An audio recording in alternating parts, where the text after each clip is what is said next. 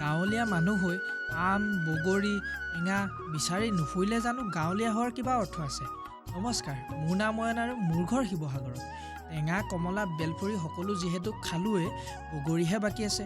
ব'লক হাতত দাৰিকে পাত লৈ আজি বগৰীকে খাওঁ।